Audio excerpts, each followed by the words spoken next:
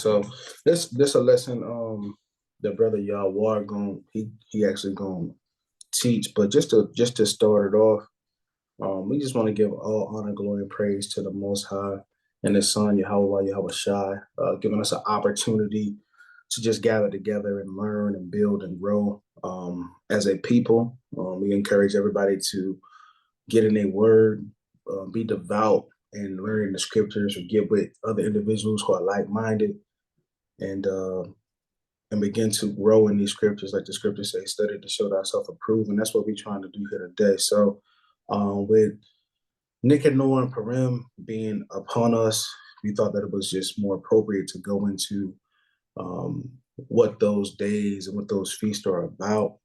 So that's what we plan on getting into today. We kind of touched it briefly about Purim. When we think about Purim, we're thinking about, our people, the Jews being spared from a atrocity, right? We got um, our lives saved by the Most High, by Him using Queen Esther and the king to spare our lives, right? It was a plot against us to be destroyed, and we actually, again, like so many times before, and in the future to come, that we were allowed to escape an extreme persecution that would have cost a lot of us to be slaughtered and murdered. And this is what we kind of commemorate, right? So it's not just a day. I know Brother Sahara was talking about earlier. It's like not just a day where you just focus on, let me go ahead and get a whole bunch of gifts and be kind of like what they would say, merry and all that. We have to sit back and really get to the point of the story as to why we feel like this is important and why we should be commemorating this. Um, it's deeper than the fellowship. It's deeper than just trying to have a great meal and holler at your friends and be like, "Oh, it's Purim. Let me get you this gift. Let me drink. We got this wine. We got this strong drink." Because this really is deep. Nicanor, Purim. We literally could have been almost wiped out during this time frame. And the Most High was so merciful enough to spare us. That's why we should be gathering together and having what I would say a hell of a time, like really enjoying, really loving on one another, because it was almost a situation where we wouldn't even existed because we were in such a harsh persecution and people were plotting to wipe us out. So um, let me see if this brother say he's gonna be ready in a second. So I'm about to say, are you ready? Huh. So Yawar, mighty powerful brother, he gonna lead the lesson. Whoever you need, if you need us to read, brother, we got you. But we gonna let you get into the rim. All right. So long story short, back in the days during the time of King Artaxerxes, or Ahasuerus, as he's recorded in the scriptures, it was some Edomites that basically tried to plot against us, and they tried to get us all wiped out, tried to get us all lynched, and the Most High overturned the lot. And the word for lot in Hebrew is per or pawar, and because it was it was more than one lot, and they cast lots for our people, we ended up calling it the Feast of Pawarium or Purim. All right, so let's start with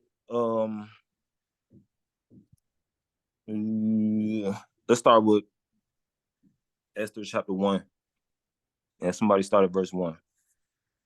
All right, y'all can still see the screen, right? Come. All right, this is the book of Esther, chapter 1 and verse 1. Now it came to pass in the days of Ahasuerus, this is Ahasuerus, which reigned from India even unto Ethiopia, over 127 provinces.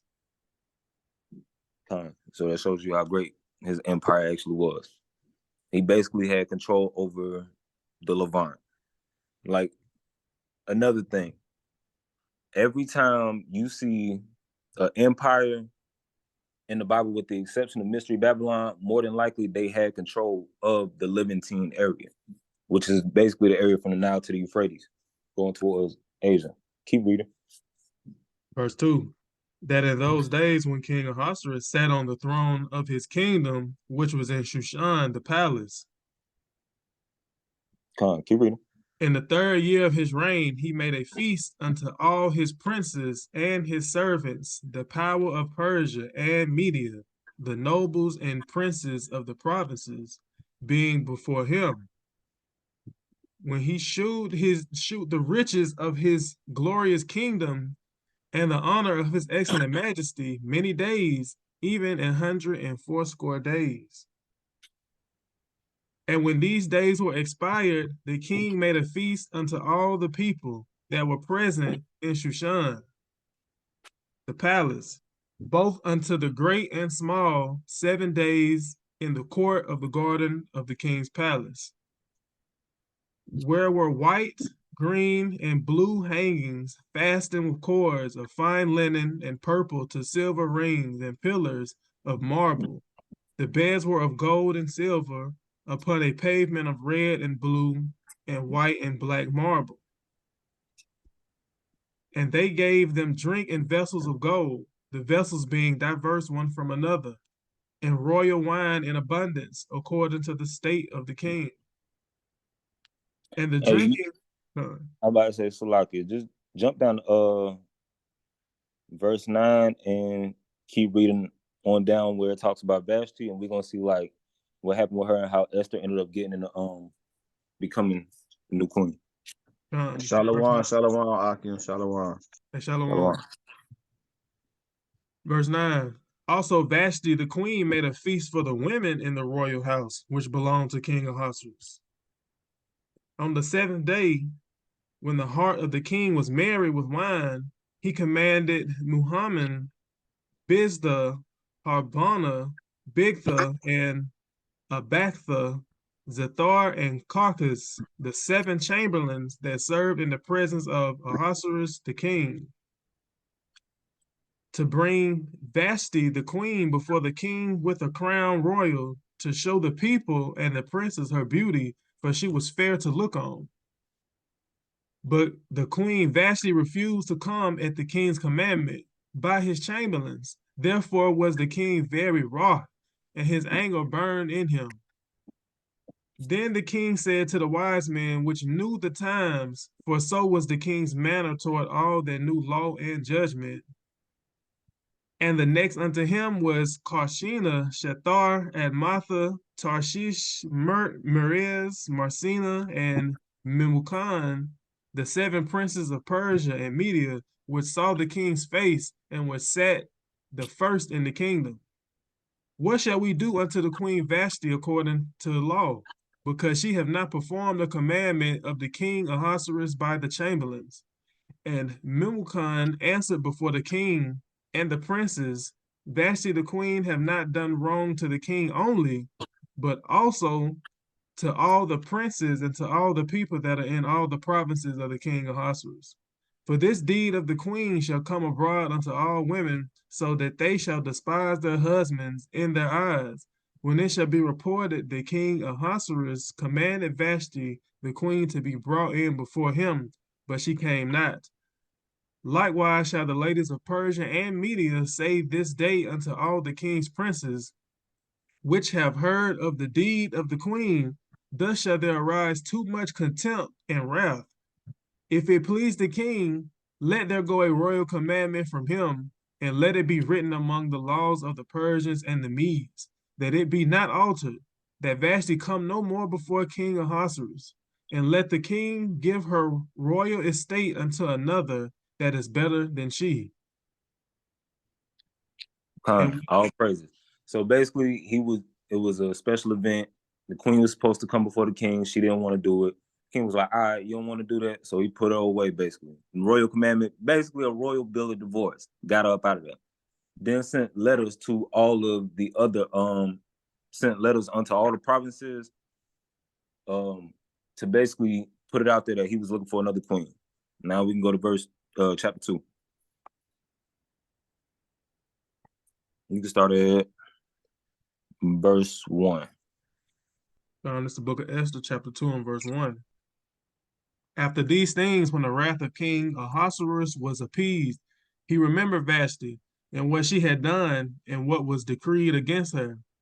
Then said the king's servant that ministered unto him, Let there be fair young virgins sought for the king, and let the king appoint officers in all the provinces of his kingdom, that they may gather together all the fair young virgins unto Shushan the palace, to the house of the women, unto the custody of Hegi the king's chamberlain, keeper of the women, and let their things for purification be given them. And let the maiden which pleaseth the king be queen instead of Vashti, and the thing pleased the king, and he did so. Now in Shushan the palace there was a certain Jew whose name was Mordecai, the son of Jair, the son of Shimei, the son of Kish, a Benjamite, who had been carried away from Jerusalem with the captivity which had been carried away from Jeconiah, king of Judah, from Nebuchadnezzar, the king of Babylon, had carried away. And he brought up Hadassah, that is Esther, his uncle's daughter, but she had neither father nor mother.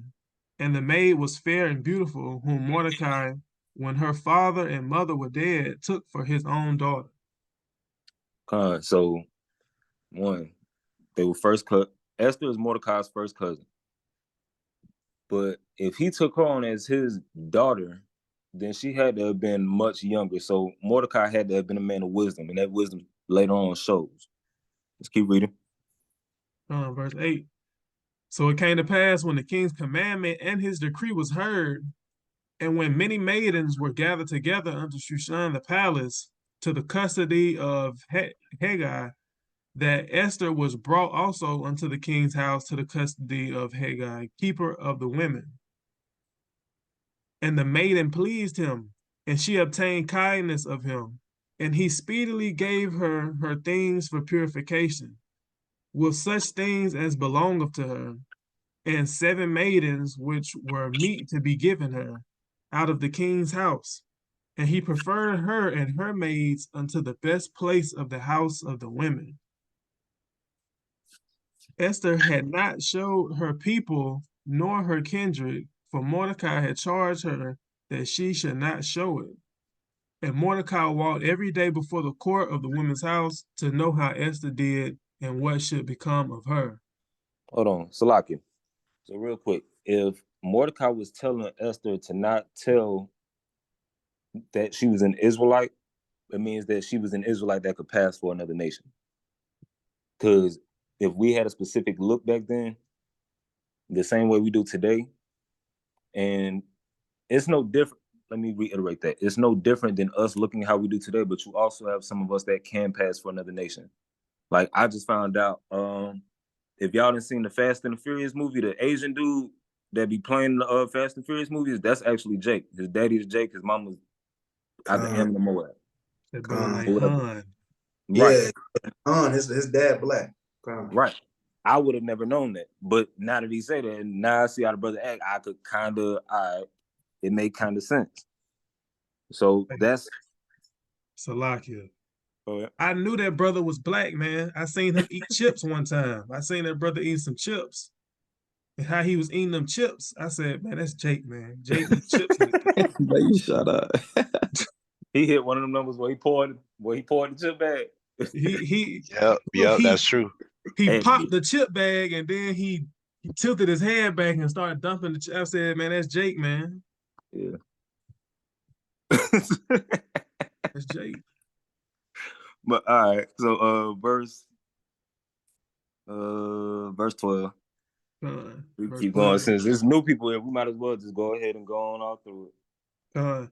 It says, now when every maid's turn was come to go into King Ahasuerus, after that she had been 12 months according to the manner of the women, for so were the days of their purification accomplished, to wit, 6 months with oil of myrrh, and 6 months with sweet odors, and with other things for the purifying of the women. Then thus came every maiden unto the king, Whatsoever she desired was given her to go with her out of the house of the women unto the king's house. In the evening she went, and on the morrow she returned into the second house of the women to the custody of Shaashgaz, the king's chamberlain, which kept the concubines. She came in unto the king no more, except the king delighted in her, and that she were called by name. Now, when the turn of Esther, the daughter of Abihail, the uncle of Mordecai, who had taken her for his daughter, was come to go in unto the king, she required nothing but what Hegai, the king's chamberlain, the keeper of the women, appointed. And Esther obtained favor in the sight of all them that looked upon her. So Esther was taken unto the king Ahasuerus into his house royal in the 10th month, which is the month Tebeth, in the 7th year of his reign. And the king loved Esther above all the women, and she obtained grace and favor in his sight more than all the virgins, so that he set the royal crown upon her head and made her queen instead of Vashti. Then the king made a great feast unto all his princes and his servants, even Esther's feast, that he made a release to the provinces and gave gifts according to the state of the king. And when the virgins were gathered together the second time, then Mordecai sat in the king's gate. Esther had not yet showed her kindred nor her people, as Mordecai had charged her, for Esther did the commandment of Mordecai like as when she was brought up with him. In those days, hey, Salakia, we're gonna see how that plays a part later on in the story. That Artaxerxes or Ahasuerus doesn't realize that he's married a Jew. Keep reading. Salakia, I'm gonna throw a little something in there. Like when it says that she didn't show who she was. We kind of do the same thing today when we be at work, when we be in the plantation, when we be amongst the other nations. I don't have to blatantly say, oh no, I don't eat that. I'm an Israelite. You know what I'm saying? We don't have to do that. We being wise as a serpent, harmless as a dove. I just say no, I don't prefer when I go out to eat lunch with people I work with, I don't prefer to eat pork. I just don't, I don't really like it. I don't prefer to eat that type of fish. I like this type of fish. I don't have to say, oh no, I don't eat that because I'm Jew. And you know what I'm saying? We don't got to get into that. So she was just being discreet. Pick up at verse 21. And in those days, while Mordecai sat in the king's gate, two of the king's chamberlains, Bigthan and Teresh, of those which kept the door, were wroth and sought to lay hand on the king Ahasuerus. And the thing was known to Mordecai, who told it unto Esther the queen, and Esther certified the king thereof in Mordecai's name. And when inquisition was made of the matter, it was found out. Therefore they were both hanged on a tree, and it was written in the book of the Chronicles before the king. Salakia. So some brothers plotting on Artaxerxes. They was gonna backdoor him. Mordecai told Esther. Esther put him up on game. They found out that it was true, and they got hung. All right, keep reading. Chapter 3 and verse 1. After these things did Ahasuerus promote Haman, the son of Hammedatha, the Agagite, and advanced him and set his seat above all the princes that were with him. And all the king's servants that were in the king's gate bowed and reverenced Haman, for the king had so commanded concerning him. But Mordecai bowed not, nor did him reverence. Then the king's servants, which were in the king's gate, said unto Mordecai, why transgresseth thou the king's commandment? Now it came to pass, when they spake daily unto him, and he hearkened not unto them, that they told Haman to see whether Mordecai's matters would stand, for he had told them that he was a Jew.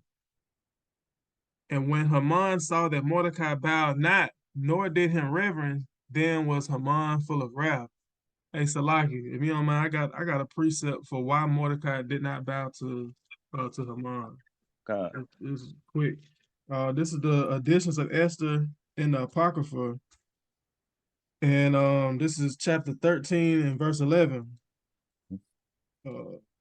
It says, thou art Lord of all things, and there is no man that can resist thee, which art the Lord. Thou knowest all things, and thou knowest, Lord, that it was neither in contempt nor pride, nor for any desire of glory that I did not bow down to Haman. For I could have been content with good will for the salvation of Israel to kiss the soles of his feet.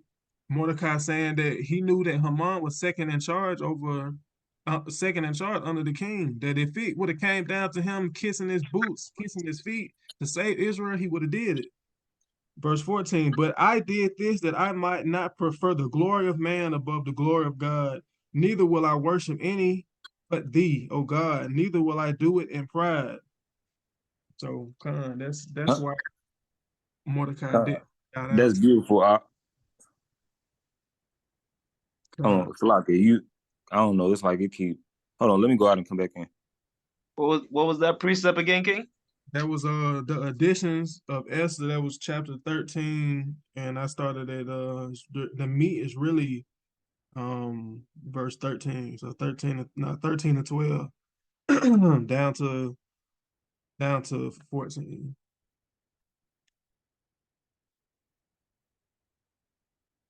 The water. Play on the ball. All right, Con. Now, it's something else that I wanted to touch on, right? So we're gonna see why this thing also infuriated Amen. Go back to verse 1. Bonawak, can you grab me 1 Samuel 15 and 8? Iran, can you grab me Exodus chapter 17 and verse 15? And Ikarab, can you, well, no, I already got additions of Esther chapter 12 and 6. All right, Sa'ar, can you read chapter 3 and verse 1 more time? This is the book of Esther, chapter 3 and verse 1. After these things did Ahasuerus promote Haman, the son of Hammedatha, the Agagite, and advance him and set his seat above all the princes that were with him. Right, so he promoted Haman, the son of Hammedatha, the Agagite. Now, for those of y'all that have been studying with us, whenever we see ITE after the end of a name, what does it usually mean?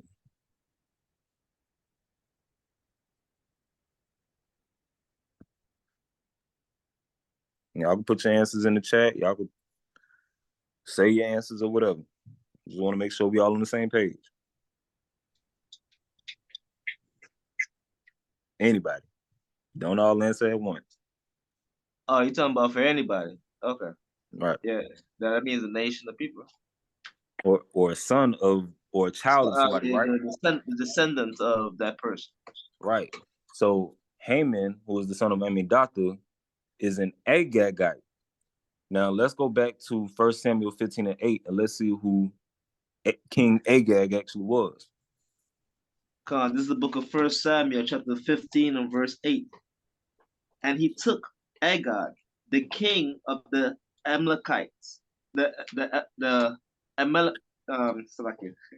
Amalekite, alive. And utterly destroyed all the people of the edge of the sword. But Saul and the people spared Agag and the best of the sheep and of the oxen and of the fatlings and the lambs and all that was good, and would not utterly destroy them. But everything that was vile and refused that, they destroyed utterly. So the initial commandment was actually for them to go in and kill everybody, the king included. Saul didn't kill King Agag like he was supposed to, which is why we ended up in the situation that we did in Esther, and we ended up in the Greek captivity as well, because those all ended up becoming his descendants. But we're going to later touch on that, because this gets deeper. What's the significance of the Amalekites? Iran, can you bring that out? This is the book of Exodus chapter 17 and verse, you want 16 or 15 through 16? 15 through 16. This is the book of Exodus chapter 17 and verse 15. And Moses built an altar and called the name of it Jehovah Nisi. Verse 16. For he said, because the Lord hath sworn that the Lord will have war with Amalek from generation to generation. So the Most High said it's up and is stuck with Amalek from generation to generation. Right now, when we go back to Genesis, now the significance of Amalek is when we go back to Genesis chapter 36 and verse 16. Amalek is the grandson of Esau. All right, and we know what the Most High already said about Esau. So now we go back to Esther, and we see that they're called the Agagites. The Agagites go back to Amalek, who go back to Esau. So these are Edomites that we're dealing with. Y'all got me? All praises. All right, so now we're gonna grab editions of Esther chapter 12 and verse 6. And then we're gonna grab editions of Esther chapter 16 and verse 10. And then we're gonna show y'all the significance of that, and then we're gonna go back to the actual account. All right. So this is the book of editions of Esther, chapter 12 and verse 6. It says, "Howbeit, Ammon, the son of Ammedattus, the Agagite, who was in great honor with the king, sought to molest Mardochæus, or Mordecai, and his people because of the two eunuchs of the king." All right. So it calls him an Agagite right there, but let's see what it calls him in chapter 16. So this is editions of Esther, chapter 16 and verse 10. It says, "For Ammon, a Macedonian, the son of Ammedatha, being indeed a stranger from the Persian blood and far distant from our goodness, and as a stranger received of us." So we see in Esther, all throughout Esther, up until chapter 16 and verse 10, Haman is called a Macedonian. I mean, he's called an Agagite. But then in chapter 16 and verse 10, he's called a Macedonian. So the Macedonians are Agagites. And we know that those are the same Greeks that came and took over everything. All right. So now that we got that understanding, we back to what? Chapter 3 and verse is 6 or 8 or 7. It's like this is the book of Esther, chapter 3 and verse 7. "In the first month, that is the month of Nisan, in the 12th year of King Ahasuerus, they cast Pur, that is the lot, before Haman from day to day, and from month to month, to the 12th month, that is the month of Adar. And Haman said unto King Ahasuerus, There is a certain people scattered abroad and dispersed among the people in all the provinces of thy kingdom, and their laws are diverse from all people, neither keep they the king's laws. Therefore it is not for the king's profit to suffer them." I was about to say, you had that, Salaki, you had that precept you wanted to bring out? Sorry. On this right here. I just want to read the same thing in the editions of Esther, how they put it from that, like the same context. The editions of Esther, chapter 13 and verse 4. Matter of fact, I'll start at verse 3. "Now, when I asked my counselors how this might be brought to pass, Haman, that excelled in wisdom among us, and was approved for his constant goodwill and steadfast fidelity, and had the honor of the second place in the kingdom, declared unto us that in all nations throughout the world there was scattered a certain malicious people that had laws contrary to all nations, and continually despised the commandments of kings, so as the uniting of our kingdoms honorably intended by us cannot go forward." So for some reason, our laws and our customs as a people, we would never unify with another people. We would never unify with the nations, those that stood stiff of the law of the Lord and kept the covenant. So we were a hindrance to the unifying of the people. What they say, in America, they say all of us under one flag, or however the Pledge of Allegiance go. I ain't said it since like fourth grade. They try to say one nation under God. One nation, one nation under God, all us being one people. They say the same thing in the book of the Maccabees with the Greeks. Everybody put away their laws and become one people. And we weren't doing that, so we were stopping the progress of the nation. We were a hindrance. Verse 5, it says, seeing then we understand that this people alone is continually in opposition unto all men. We don't go for same-sex marriage. We don't do that. All the decrees that this nation puts forth and the agendas that they put in place, the Israelites are always speaking out against it. We always finding their hypocrisies and their fault. So the people can never unify because you always have this voice in the background of the auditorium screaming loud, projecting on stage of the errors. Nobody's gonna buy in, right? And it says, differing in the strange manner of their laws, and evil affected to our state, working all the mischief that they can, that our kingdom may not be firmly established. So they make fun of us. They make fun of our laws. They make fun of our heritage. They demean us and they downtrodden us and they try to paint us in a certain light, right? We're a hate group. We're terrorists. We're a fringe revolutionary. group. You know Hey, what I'm Salaki, saying? y'all heard? They stay trying to get on the fringes too. Like, oh, y'all got them things that be hanging on curtains. Right. They're Salaki, just so dramatic. So that's dramatic with those that's fringes. that Babylonian spirit though, like the Tower of Babel. Like, let's all the nations get together and we be on one accord. That nothing new is under the sun. So they've always tried, like you said, how they try to get all these different ethnicities and nationalities in a place like America and have us be under one accord, which is impossible because we all got different moral compasses. We all believe different things. We all believe in different gods. And that's another reason why America is Babylon, because we don't stand for the same things at all. You got people who are Muslims, they believe in Allah. You got people who believe in white Jesus. People believe in this, believe in that, and that's another reason why this place is chaotic, because we got that Tower of Babel spirit. Like, let's all come together and be one, but you can't be one if you're not on the same accord. So I yield with that. Yeah. The same thing what Christ was teaching. You know what I mean? So I think that I come to bring peace. Come to bring division. Right? So they try to circle around, well, Christ is the main thing, but glue, but Christ teaching something different than you. Right. Also, hold on, one more point. Well, two more points. It was bigger than just us having laws and us being separate. If we follow our laws, then we won't fully submit to their laws. And if we fully submit to their laws, then we fully become their servants. And if we fully become their servants, then they get to rule over us and we build up their kingdom, and their kingdom flourishes for however long they have us in subjection. It's been like that all throughout the annals of time. Not every major kingdom that y'all see that they talk about even to this day had us in subjection. The main dynasty in Egypt that they talk about, the 18th and 19th dynasty, everybody from almost the first to like Merneptah or Ramses II or whatever. Who did they have in slavery? The Israelites. The Assyrians. They talk about Ashurbanipal and all of them.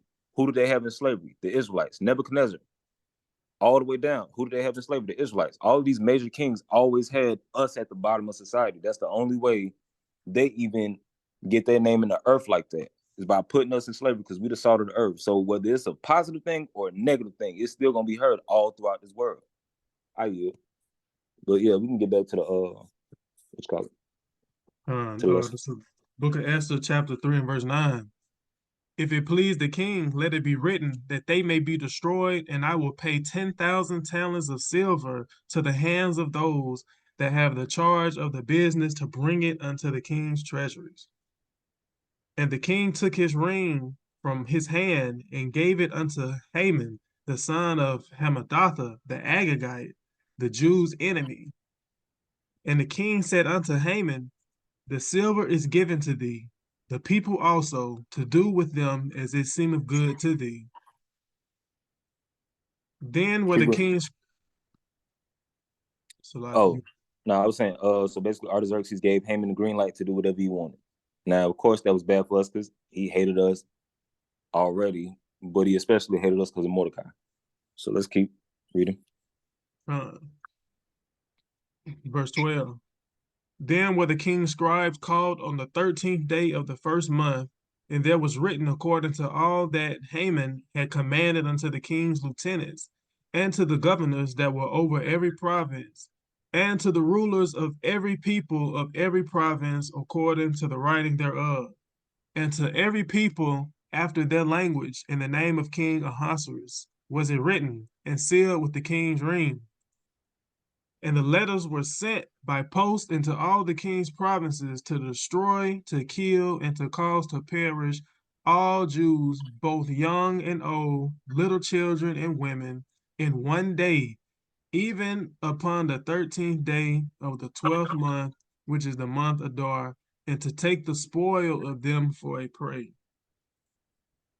Time. So he basically put it out there, put the word out there to try to get us eradicated all on the same day, which is now the day that we celebrate as Purim.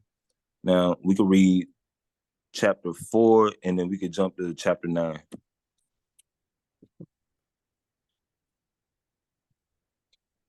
Hey, Shalom, Yashawan, I think he just came in. Yeah, Shalom. Shalom. This is the book of Esther, chapter 4 and verse 1. When Mordecai perceived all that was done, Mordecai rent his clothes and put on sackcloth with ashes, and went out into the midst of the city and cried with a loud and bitter cry, and came even before the king's gate, for none might enter the king's gate clothed with sackcloth. And in every province, whatsoever the king's commandment and his decree came, there was great mourning among the Jews, and fasting, and weeping, and wailing, and many lay in sackcloth and ashes. So Esther's maids and her chamberlains came and told it her. Then was the queen exceedingly grieved, and she sent raiment to clothe Mordecai, and to take away his sackcloth from him, but he received it not. Then called Esther for Hatat, one of the king's chamberlains, whom he had appointed to attend unto her, and gave him commandment to Mordecai to know what it was and why it was. So Hatat went forth to Mordecai unto the street of the city, which was before the king's gate. And Mordecai told him of all that had happened unto him, and of the sum of the money that Haman had promised to pay to the king's treasuries for the Jews, to destroy them. Also, he gave him the copy of the writing of the decree that was given at Shushan to destroy them, to show it unto Esther, and to declare it unto her, and to charge her that she should go in unto the king to make supplication unto him, and to make requests before him for her people. And Hatat came and told Esther the words of Mordecai. Hey, Salaki. So long story short, Haman put a bag on our head. He bribed the king and put a bag on our head to get us eradicated. And Esther got told this by her maids and everything. She tries to reach out to Mordecai, try to get him in better spirits. He not going for it. And then she goes and she has the top go and find out what's the real issue and like what's really going on. And now you keep reading. Verse 11. And the king's servants and the people of the king's provinces do know that whosoever, whether man or woman, shall come unto the king into the inner court, who is not called, there is one law of his to put him to death, except such to whom the king shall hold out the golden scepter, that he may live. But I have not been called to come in unto the king these 30 days. And they told Mordecai Esther's words. Then Mordecai commanded to answer Esther, think not with thyself that thou shalt escape in the king's house more than all the Jews. For if thou altogether holdest thy peace at this time, then shall their enlargement and deliverance arise to the Jews from another place, but thou and thy father's house shall be destroyed. And who knoweth whether thou art come to the kingdom for such a time as this?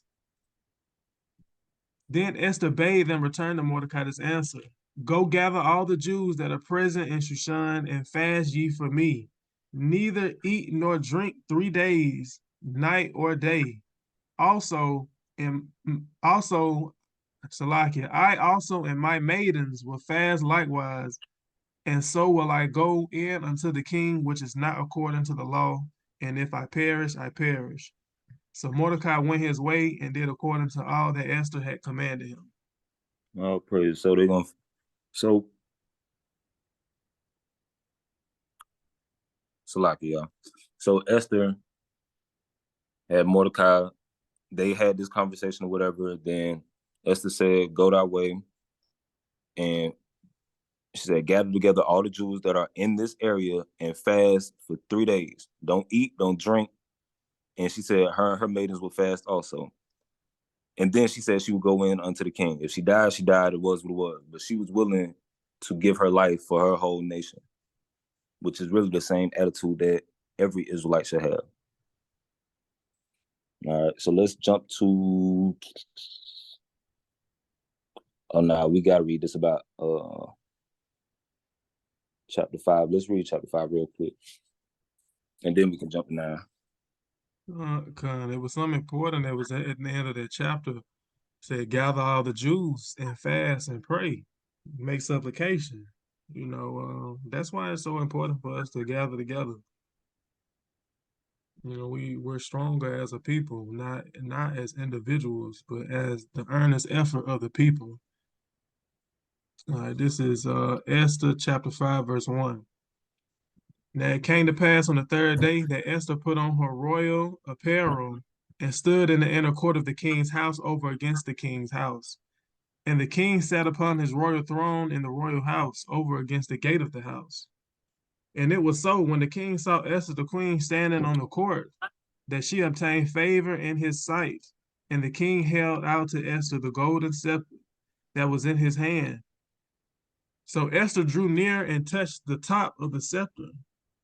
Then said the king unto her, What wilt thou, Queen Esther, and what is thy request? It shall be given thee to the half of the kingdom. And Esther answered, If it seem good unto the king, let the king and Haman come this day unto the banquet that I have prepared for him. And the king said, Cause Haman to make haste, that he may do as Esther hath said. So the king and Haman came to the banquet that Esther had prepared. And the king said unto Esther at the banquet of wine, What is thy petition? And it shall be granted thee. And what is thy request? Even to the half of the kingdom it shall be performed. Then answered Esther and said, My petition and my request is, if I have found favor in the sight of the king, and if it please the king to grant my petition and to perform my request, let the king and Haman come to the banquet that I shall prepare for them. And I will do tomorrow as the king has said. Then, Khan. Oh no, you good. Keep reading. Okay, Khan. Then went Haman forth that day joyful and with a glad heart. But when Haman saw Mordecai in the king's gate, that he stood not up nor moved for him, he was full of indignation against Mordecai. Nevertheless, Haman refrained himself, and when he came home, he sent and called for his friends and Zeresh, his wife. And Haman told them of the glory of his riches and the multitude of his children and all the things wherein the king had promoted him, and how he had advanced him above the princes and servants of the king. Haman said, Moreover, yea, Esther the queen did let no man come in with the king unto the banquet that she had prepared but myself. And tomorrow am I invited unto her also with the king. Yet all this availeth me nothing, so long as I see Mordecai the Jew sitting at the king's gate. Then said Zeresh his wife and all his friends unto him, Let a gallows be made of 50 cubits high, and tomorrow speak thou unto the king that Mordecai may be hanged thereon. And go thou in merrily with the king unto the banquet. And the thing pleased Haman, and he caused the gallows to be made.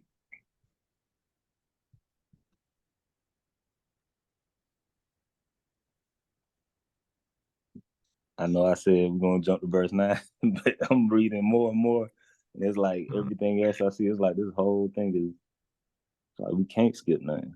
That's why you gotta read it. It's not a long read, but you gotta.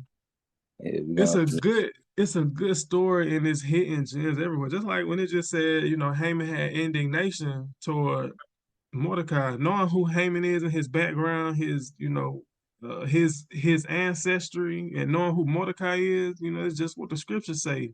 that Esau had indignation. Well, Esau hated us forever, and the Lord had an indignation against Esau forever. Yeah, let's go on and read the next chapter. Let's go on and do chapter 6. The book of Esther, chapter 6 and verse 1. On that night could not the king sleep, and he commanded to bring the book of the records of the chronicles, and they were read before the king. And it was found written that Mordecai had told of Bigthana and Teresh, the two of the king's chamberlains, the keepers of the door, who sought to lay hand on King Ahasuerus. And the king said, "What honor and dignity have been done to Mordecai for this?" Then said the king's servants that ministered unto him, "There is nothing done for him." And the king said, "Who is in the court now? Who is in the court?" Now Haman was come into the outward court of the king's house to speak unto the king, to hang Mordecai on the gallows that he had prepared for him. And the king's servant said unto him, "Behold, Haman standeth in the court." And the king said, "Let him come in." So Haman came in, and the king said unto him, "What shall be done unto the man whom the king delighteth to honor?" Now Haman thought in his heart, "To whom would the king delight to honor more than to myself?" And Haman answered the king, "For the man whom the king delighteth to honor. Let the royal apparel be brought which the king useth to wear, and the horse that the king rideth upon, and the crown royal which is set upon his head.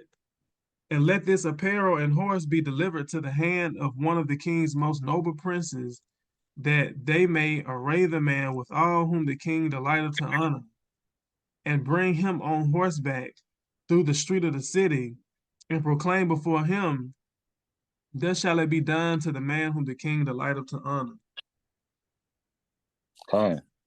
So I'm pretty sure at this point the king is also looking at Haman like, you really want everything I got. You want all my possessions, you want my whole house, you really want my position. Mm.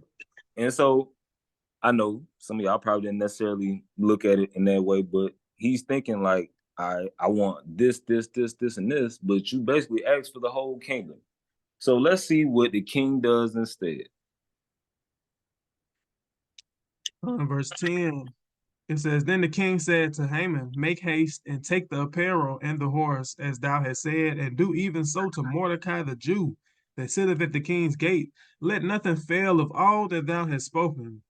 Then took Haman the apparel and the horse, and arrayed Mordecai, and brought him on horseback through the street of the city, and proclaimed before him, "Thus shall it be done unto the man whom the king delighteth to honor."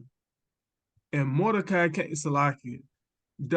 This is like how prophetic this is speaking, and like I don't know if everybody's seeing what I'm seeing.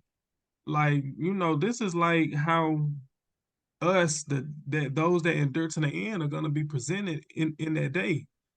We're gonna be crowned by our enemies. We're gonna be set on high by the same people that persecuted us. They're going to have to give us their strength and their glory. They're going to have to give it over to us. It's turning, what is a turning of the tides, our captivity being turned around. Whether they like to or not. Right. And no, and that's when in Revelation chapter 11 it said that and the nations were angry. They were totally upset that these things were happening and they were going to happen. A precept. So this is Sirach chapter 10 and verse 7 through 8. It says, "Pride is hateful before God and man, and by both do one commit iniquity. Because of unrighteous dealings, injuries, and riches got by deceit, the kingdom is translated from one people to another." And that's exactly what we see happening here. So, what was that? Sirach 10 and 7 through 8. That boy deep, ain't he? That boy deep, boy. That boy good. I ain't nobody. That boy good. I'm just a vessel. Good. What we at? We in verse 12. Yeah, verse 12. And Con. Oh no, I'm with you. No, I Okay, was saying. verse 12. And Mordecai came again to the king's gate, but Haman hasted to his house mourning and having his head covered. And Haman told Zeresh his wife and all his friends everything that had befallen him. Then said his wise men and Zeresh his wife unto him, if Mordecai be of the seed of the Jews, before whom thou hast begun to fall, thou shalt not prevail against him, but shalt surely fall before him. And while they were yet talking with him, came the king's chamberlains and hasted to bring Haman unto the banquet that Esther had prepared. So even his wife tried to put him up on game like, hey, if he a Jew, you might want to tread lightly, brother. So keep reading. Chapter 7, verse 1. So the king and Haman came to the banquet with Esther the queen. And the king said again unto Esther on the second day at the banquet of wine, what is thy petition, Queen Esther? And it shall be granted thee. And what is thy request? And it shall be performed even to the half of the kingdom. Then Esther the queen answered and said, if I have found favor in thy sight, O king, and if it please the king, let my life be given at my petition, and my people at my request. For we are sold, and my people to be destroyed, to be slain, and to perish. But if we had been sold for bondmen and bondwomen, I had held my tongue, although the enemy could not countervail the king's damage. Then the So king, it's like this. So basically, Esther about to spill the beans. She about to tell about the bag getting put on their head. Verse 5. Then the king Ahasuerus answered and said unto Esther the queen, who is he, and where is he that does presume in his heart to do so? And Esther said, the adversary and enemy is this wicked man, is this wicked Haman. Then Haman was afraid before the king and the queen. And the king, arising from the banquet of wine in his wrath, went into the palace garden. And Haman stood up to make request for his life to Esther the queen, for he saw that there was evil determined against him by the king. Then the king returned out of the palace garden into the place of the banquet of wine, and Haman was fallen upon the bed whereon Esther was. Then said the king, will he force the queen also before me in the house? As the word went out of the king's mouth, they covered Haman's face. And Harbonah, one of the chamberlains, said before the king, behold also the gallows 50 cubits high, which Haman had made for Mordecai, who had spoken good for the king, standeth in the house of Haman. Then the king said, hang him thereon. So they hanged Haman on the gallows that he had prepared for Mordecai. Then was the king's wrath pacified. So he tried to cast that lot against us, and that lot got overturned. Hence the name Purim. Salaki, isn't that is it in the Psalms where it says that we have we will recompense double for what they did, for all that they did to us? It might be in the Psalms, but I know for a fact that's Revelation 18:6. That's what I'm talking about. Revelation 18:6. Let me grab that real quick. This is Revelation 18:6. It says, reward her even as she rewarded you, double unto her, double according to her works. In the cup which she have filled to her double. So everything they did to us, they got to get back double. And I really think it's somewhere in the Apocrypha. Really, they get back like 1,000-fold. It's really more than that. But yeah, no, we can keep reading. We can keep getting. Did a brother have something? Somebody said Salaki. Oh, so yeah, I just had a question. Like, do you think earlier in chapter 6, do you think that's the Most High kind of softening up the king by exposing, like, hey, this man Hammond, you know what I'm saying, it's not good. So then, like, once the request was made, it's kind of, the king was like, okay, this is 2 birds in 1 stone. You know what I'm saying? I didn't like the guy anyway. He was kind of moving different anyway. So now I definitely can just get rid of him. I mean, you think that has something to do with it, or it's just coincidence? No, it's definitely possible because he was a little weird to begin with. Like you already saying that you want to do all this stuff, so the king was like, "Well, since you saying that this is what you want for the man that the king thinks is honorable, and I know that you basically saying that you want all my stuff, I already feel like you a little backdoor, so you a little snakish in the first place. But now you trying to come for my wife too? My wife? That's why he said that. That's why he said when you force her right here in front of me too. Yeah. Basically, you want to take taking the kingdom, because you know if you come toward the king's wife or any of his concubines, that's like you taking the kingdom. Hey, that's even in chess. That's crazy. That's how the And I ain't most the best chess player. I don't really know all that much about chess, I but I don't. know if you get the queen and the king, it's a wrap. Yeah, that's about all I know. But that's why the Most High. That's why the king couldn't sleep. The Most High was putting it on his heart to think back about Mordecai, and then it just so happened, ironically, that Haman came in after all that happened, looking to be glorified. Now, now look at that, right? We talking about how he felt about trying to take his wife for his kingdom. That's kind of like how the Most High felt when we go off. You know what I'm saying? Like we go deal with these other things, like you know what I'm saying, like his wife going to deal with something like that's how he felt. Like damn, you know what I'm saying? Like I'm supposed to be y'all king and y'all husband. You know what I mean? But y'all lost somewhere else hoeing off. You know what I mean? Excuse my language. And Salaki, the issue with it having the king definitely has with your boy is the fact that no man is supposed to be around the women. That's why it's always eunuchs.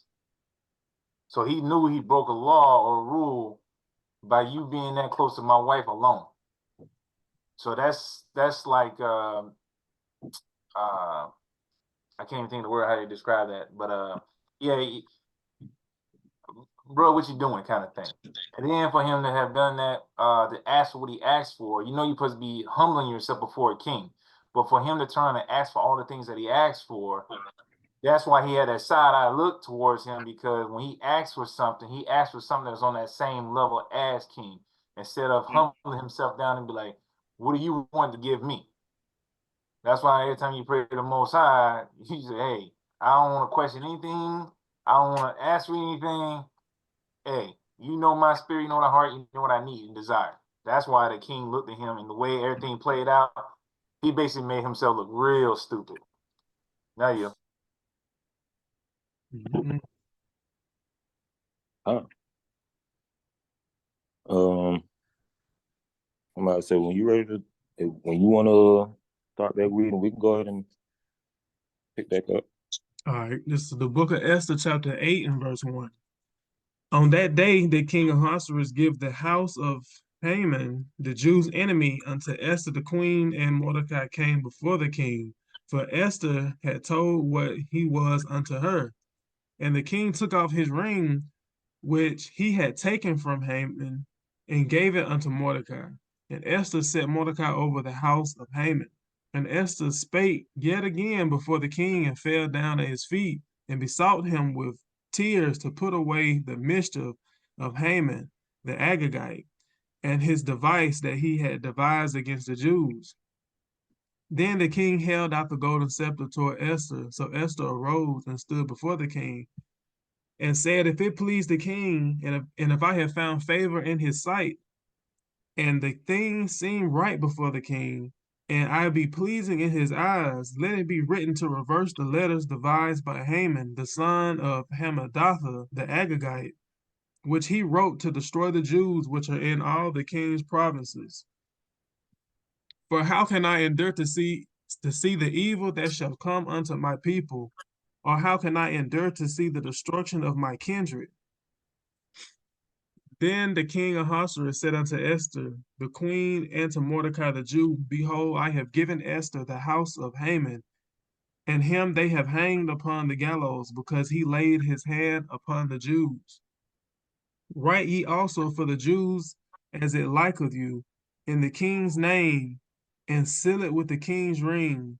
For the writing which is written in the king's name and sealed with the king's ring may no man reverse.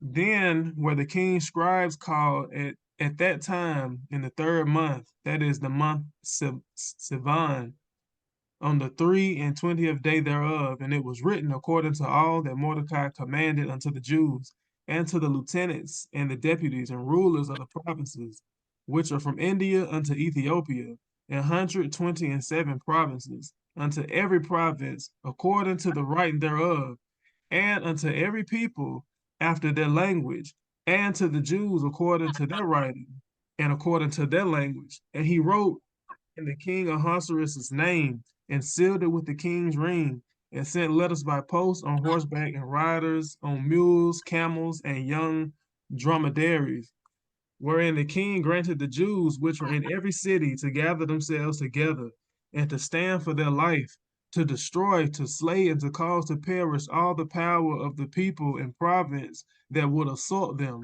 both little ones and women, to take the spoil of them for a prey.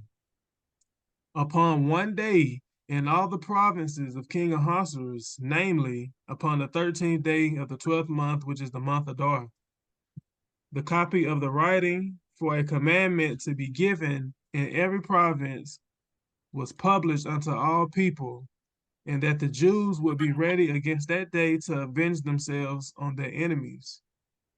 So the post that rode upon mules and camels went out, being hastened and pressed on by the king's commandment, and the decree was given at Shushan the palace. And Mordecai went out from the presence of the king in royal apparel of blue and white, and with a great crown of gold, and with a garment of fine linen and purple. And the city of Shushan rejoiced and was glad. The Jews had light and gladness and joy and honor. And in every province and in every city, whithersoever the king's commandment and his decree came, the Jews had joy and gladness, a feast and a good day. And many of the people of the land became Jews, for the fear of the Jews fell upon them. All praises. So the king allowed Esther to put out a decree to reverse all the writings that Haman, the son of Amminadab, the Agag got, because they ain't gonna never let you forget what lineage he was at all. Let's start there. That got reversed. And basically anybody that was an enemy to the Jews, we had the full right and backing of the king to exterminate them with extreme prejudice. And all the other nations knowing this, since this was sent out by the postal service, that's what those posts are, that fear came upon them, but that joy was on us. And that kind of makes me think about something. Can somebody pull that Ezekiel 37:10?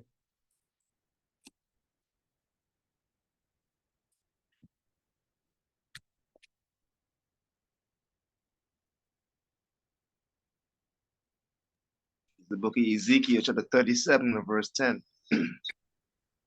So I prophesied as he commanded me, and the breath came into them, and they lived, and stood up upon their feet, an exceedingly great army. Keep reading. And what is it? The fear of the people came on them? Verse 11. Then he said unto me, Son of man, these bones are the whole house of Israel. Behold, they say our bones are dried, and our hope is lost. We are cut off for our parts. Hold on. Now this is what now, to be real, like, even though that's not exactly what I was looking for, that was basically what we were saying when that decree did initially get put out. But it was a specific part in Ezekiel chapter 37 I was looking for.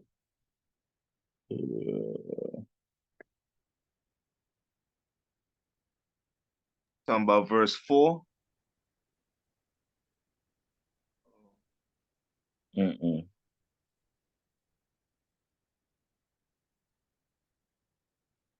No, dang, where is that precept?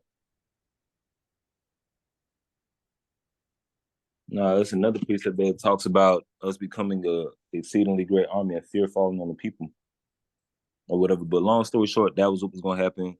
And so to keep the people from getting destroyed, it says that they became Jews. Now, Sa'ar, is that you with control of the Blue Letter Bible? Can you click on that Esther chapter 8 and verse 17? All right. It says, and in every province and in every city, whatsoever the king's commandment and his decree, it says the Jew. Hold on, go back to where it says the Jews the first time. All right, so we see that word there is Yehudi, right? So the word Yehudi is the modern Hebrew version or way to say Jews. That nah, Iron, I thought that was it. It's something.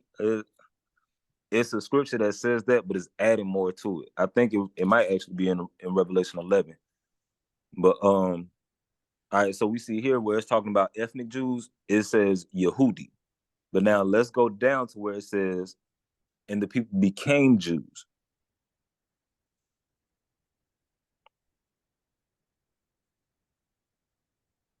And they became Jews, for the fear of the Jews fell upon them. So where it says they became Jews, that word there is Yahad.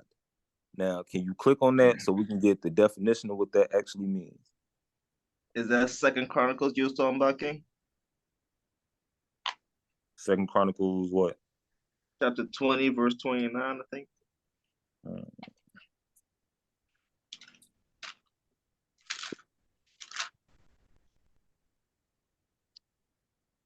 It says Second Chronicles chapter 20, verse 29. It says, and the fear of the Lord was on all the kingdoms of those countries when they had heard that the Lord fought against the enemies of Israel. Nah, that's not the one I was looking for verbatim, but that is a great precept for that. That is. But back to where it says they became Jews. It says to become Jew, in fact, or fraud, or to become Judaized. So let's see if we can read down. Let's see what the outline is. To Judaize, become Jewish. So basically, it means that they converted to our customs and our culture. So they started keeping the laws, statutes, and commandments for that time period. Now let's go to Esther chapter 9 and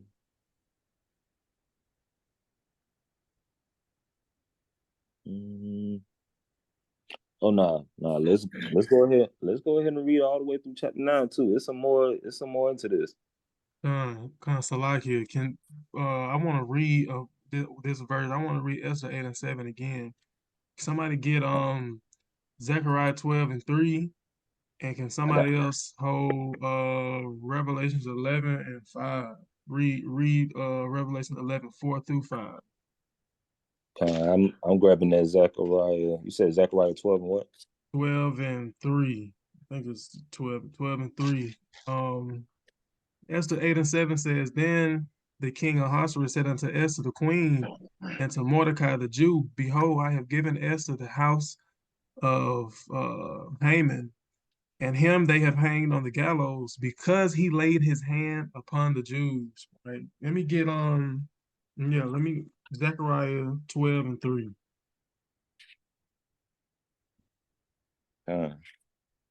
I'm using two Bibles and I'm using the newer one right now, so the page is sticking. All right, it says Zechariah 12 and 3. And in that day will I make Jerusalem a burdensome stone for all people. All that burden themselves with it shall be cut in pieces, though all the people of the earth be gathered together against it.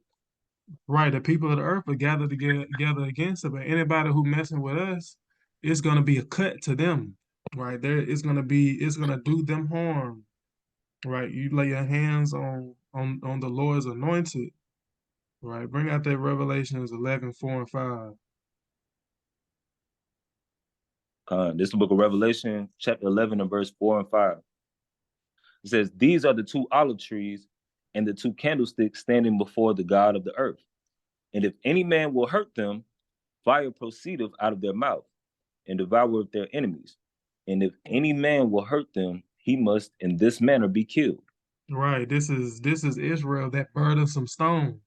That if any man will hurt them, then they must be killed. Right. It said Esther 8:7 said, because he laid his hand upon the Jews. Not that Haman literally went around smacking Israelites. It was the fact that he had put a decree that they would be killed. The same thing that happened, I use the transatlantic slave trade, for example. That was a specific decree on a certain type of people. We were targeted.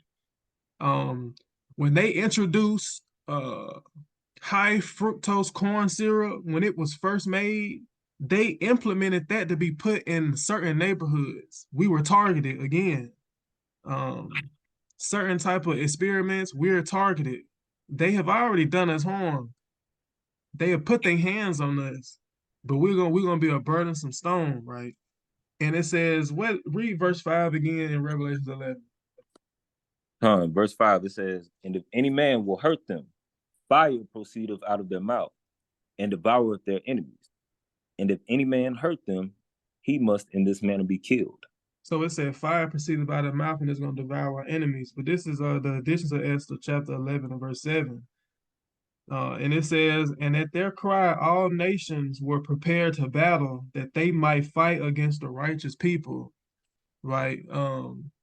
And I think it's First Maccabees chapter 1. It says, what nation have not gotten of her spoils? What nation has not come against us? The nations have gathered themselves together against us, and they have made a tumult. So hold on, Salakia, that's First Maccabees 2:10. 2:10, Yeah, let me grab that. I got it. It's First Maccabees chapter 2 and verse 10. It says, what nation have not had a part in her kingdom and gotten of her spoils? So that was a rhetorical question being asked by Mattathias, because every nation at some point, in some way, shape, form, or another, has had us either in slavery or they've been in cahoots with somebody that had us in slavery. And I think that's in Joel chapter 3, where it talks about that the nations have parted the kingdom. They gonna get it, man. It's just no ifs or buts. They gonna get it. Hey, Salakia, Con. I found that precept I was looking for too. It was in Revelation 11. It's Revelation 11 and 11. It says, and after 3 days and a half, the spirit of life from God entered into them, and they stood upon their feet, and great fear fell upon them which saw them. So that was what I was going into. The same way that great fear is going to fall upon all the people. But yeah, can we get that precept in Zechariah 8 and 23? Because great fear is going to fall upon the people when they see that that the Israelites are the people that the Most High was dealing with all this time, the so-called blacks, Latinos, and Native Americans of Negro and Indian descent, as well as those of us scattered abroad. So in Zechariah 8 and 23, it says, thus saith the Lord of hosts, in those days it shall come to pass that 10 men shall take hold out of all languages of the nations, even shall take hold of the skirt of him that is a Jew, saying, we will go with you, for we have heard that God is with you. And it's fire, man. It's just, but we're a hate group, and we just speak so crookedly. You know, we don't know what we talking about, and we crazy. No, bro, we just be reading the scriptures. The scriptures say what they gonna say. I say it all the time. We don't have to come up with nothing. I don't have to make nothing up. The Lord did everything for us. All we got to do is just bring out the scripts. They say what they say. Okay. I'm gonna pick back up Esther chapter 9 and verse 1. Now in the 12th month, that is the month of Adar, on the 13th day of the same, when the king's commandment and his decree drew near to be put in execution, in the day that the enemies of the Jews hoped to have power over them, though it was turned to the contrary, that the Jews had rule over them that hated them. Damn, that's what is that? In Revelations, when Christ said, he'll give you power over the nations to rule them with a rod of iron. Is that Revelation 2 and 25 or 26? Yep. I gotta write this down. else I'm forgetting. Let me just pause real quick, please. I got That's crazy. Man, we were saying the book of Esther is totally prophetic, man. Yeah, that's crazy. No, it really is. Okay, come. Verse 2. The Jews gathered themselves together in their cities throughout all the provinces of the king Ahasuerus to lay hand on such as sought their hurt, and no man could withstand them, for the fear of them fell upon all people.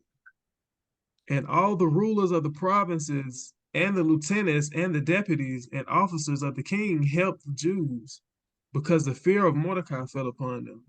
For Mordecai was great in the king's house, and his fame went out throughout all the provinces. For this man, Mordecai, waxed greater and greater. Thus the Jews smote all their enemies with a stroke of the sword, and slaughter and destruction, and did what they would unto those that hated them. And in Shushan the palace, the Jews slew and destroyed 500 men, and Parshandatha, and Dathan, and Espatha, and Paratha, and Adalia, and Aridatha, and Parmashta, and Arissa, and Arida, and Vajezatha. The 10 sons of Haman, the son of Hamadatha, the enemy of the Jews, slew they, but on the spoil laid they not their hand. On that day, the number of those that were slain in Shushan the palace was brought before the king. And the king said unto Esther the queen, the Jews have slain and destroyed 500 men in Shushan the palace, and the 10 sons of Haman, what they have done in the rest of the king's provinces. Now, what is thy petition? And it shall be granted thee, or what is thy request further? And it shall be done. Then said Esther, if it please the king, let it be granted to the Jews which are in Shushan to do tomorrow also according unto this day's decree, and let Haman's 10 sons be hanged upon the gallows. Wait a minute. Not sweet Queen Esther one to hang folks. Hold on, Hey, did that's she what really? Salaki, that's what the scripture was talking about. It's gonna be paid double. They're gonna be paid double. And even what you were talking about in was it in I think you were saying it was in Sirach, they're gonna get like 1,000-fold. Like that Yeah, was Haman's him getting his recompense coming back on his head was him dying the same way that he had put in place for the righteous seed Mordecai to die. And not only that, you had to pay further for touching the Lord's anointed. Now your ten sons inherited your evil and your wickedness, and now they have to die to death. You know, they say it all the time. Well, when we talk about the salvation that's coming to us, and when we speak on the evil that has been done to us, a lot of people, a lot of the other nations, they talk about, well, I had no part in that. That was my ancestors. That wasn't me. No, you have to pay. You inherited whatever your ancestors did. You inherited it until this day.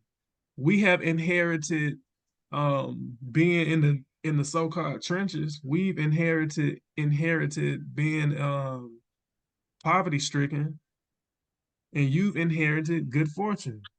You've been passed over blessings. I wasn't there. I didn't do it. My ancestors did it. So now I have to suffer for it.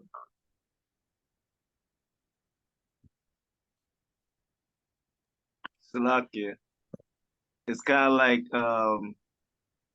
that Isaiah chapter 54 and 17. I guess you could start at 16 where it says, behold, I have created the smith to blow the coal in the fire, and that bringeth forth an instrument for his work, and have created the water to destroy it. No weapon that is formed against thee shall prosper. You know what I'm saying? And every tongue that shall rise against thee In judgment thou shalt condemn. This is the heritage of the servants of the Lord, and their righteousness is of me, saith the Lord. So they created that for their for the Jews, but in turn, like you were saying, end up on their own heads. So no matter what they create, the Most High is going to put it back on them. Yeah. Hey, you know what that also remind me of? Because Haman's still an Edomite, so his whole house got destroyed based off of his actions. That brings me to Isaiah chapter 14 and verse 21. Yeah, that's it. That's it right there.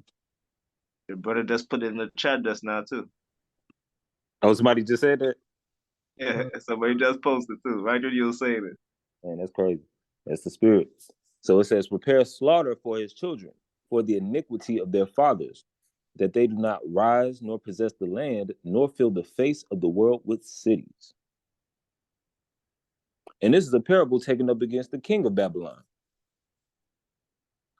And when we know who this is actually talking about in this parable, it's really going into, it's a future prophecy. It's going into the daughter of Babylon, or mystery Babylon, which is America, which is run by Esau. But yeah, that's pretty much that on that. Unless y'all want, let's jump down to verse 24 in Esther chapter 9, and then we can wrap it up from there and then go over to Nicanor. Unless y'all want to do Nicanor next week. We might have to do that next week. Right, because I'm seeing it's like it's 3:29 now. Kind of, we can bring it out maybe, early in the week or something. We can get together and we can go into it, because me personally, I need to be more studied up on that. Con. It's a lot. Go ahead. I was gonna say it's a lot to go into on both of these feasts for Nicanor and Purim. So it's two occasions that we need to be more versed on. So I agree with you. I yield.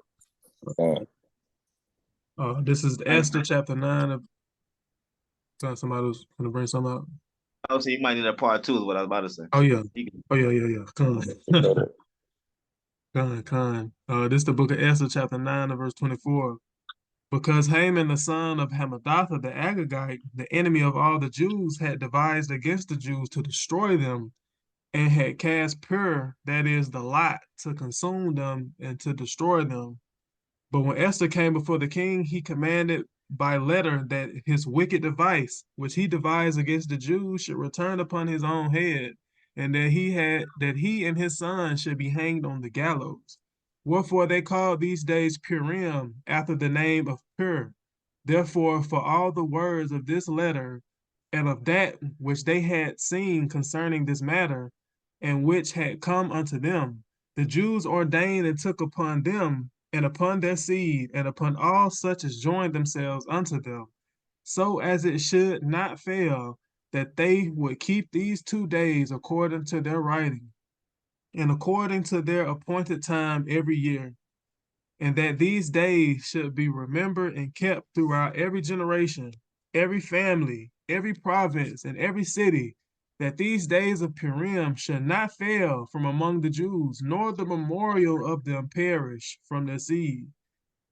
Then Esther the queen, the daughter of Abihail, and Mordecai the Jew, wrote with all authority to confirm this second letter of Purim, and sent the letters unto all the Jews to the 127 provinces of the kingdom of Ahasuerus, with words of peace and truth, to confirm these days of Purim in their times appointed, according as Mordecai the Jew and Esther the queen had enjoyed them, and as they had decreed for themselves and for their seed the matters of the fasting and the crying.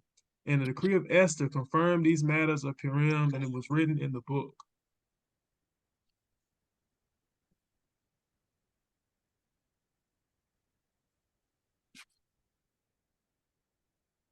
Wow, this thing.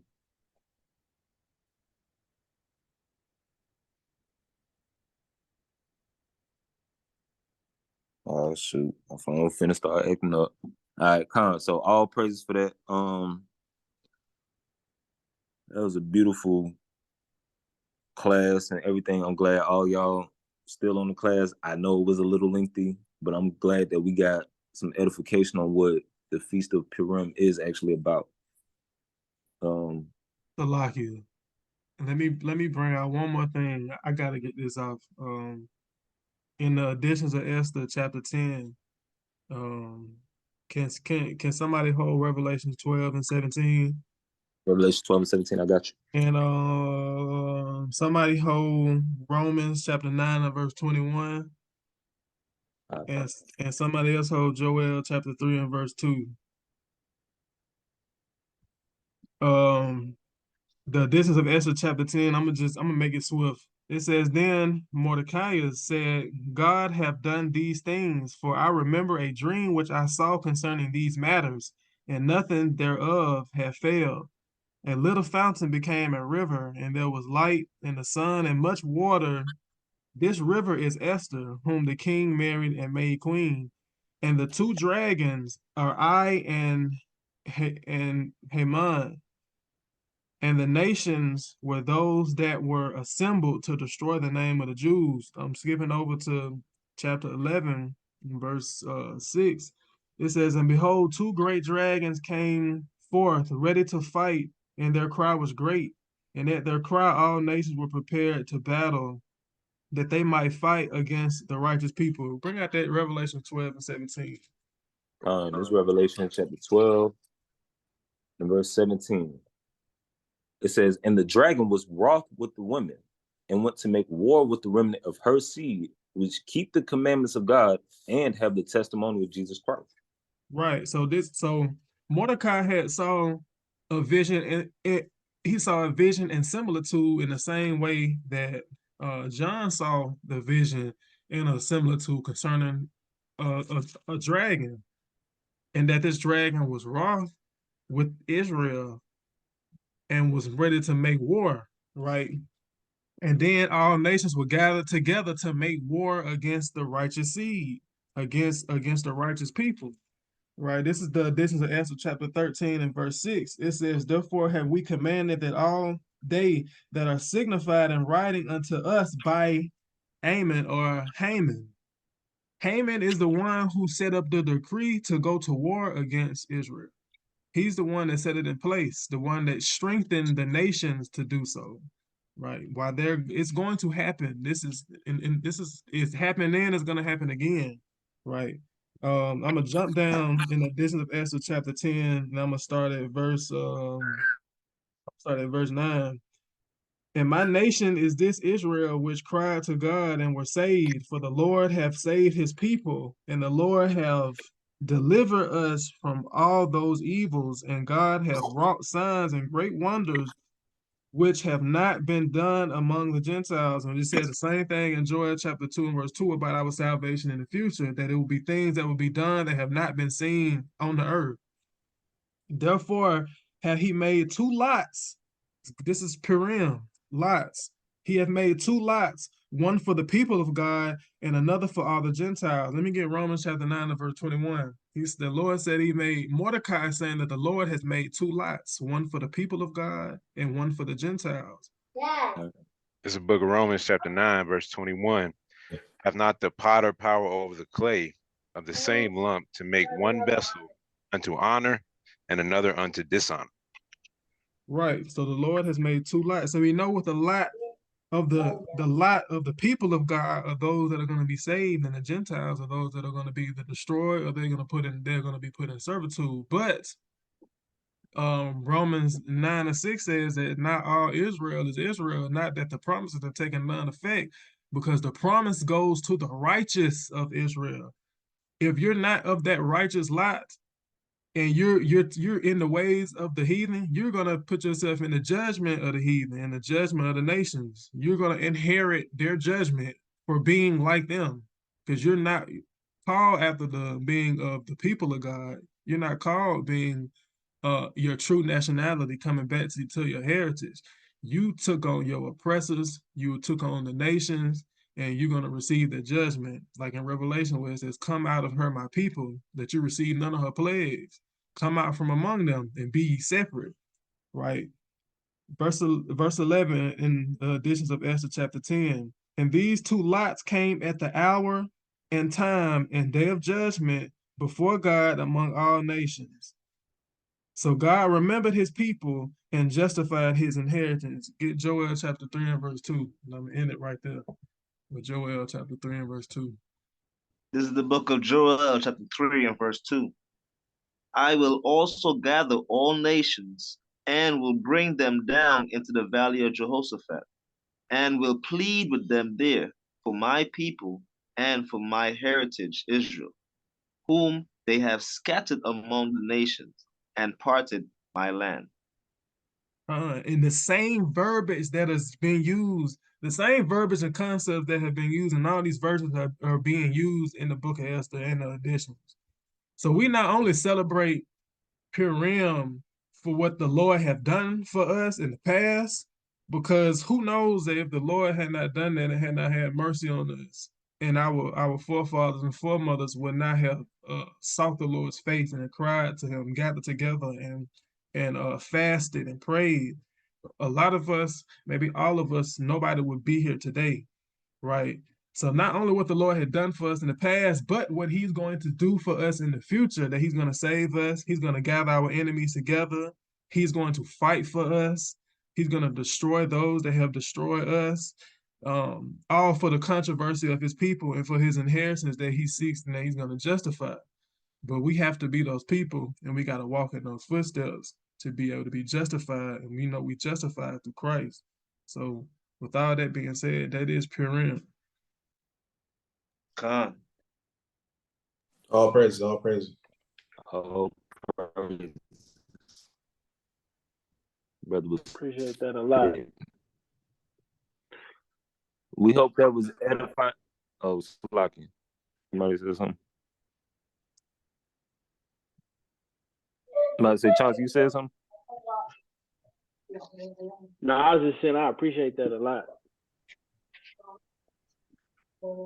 The breakdown, getting a better understanding for sure. All praises. We glad we could help you and everybody. Whether you spoke, whether you put anything in the chat, or whether you didn't. Y'all was on the class, y'all was listening. We appreciate y'all, and we are humbled that we able to give y'all this breakdown. Because the Most High could have chose anybody, but he chose us, and he chose y'all to have the eyes and ears to see and listen.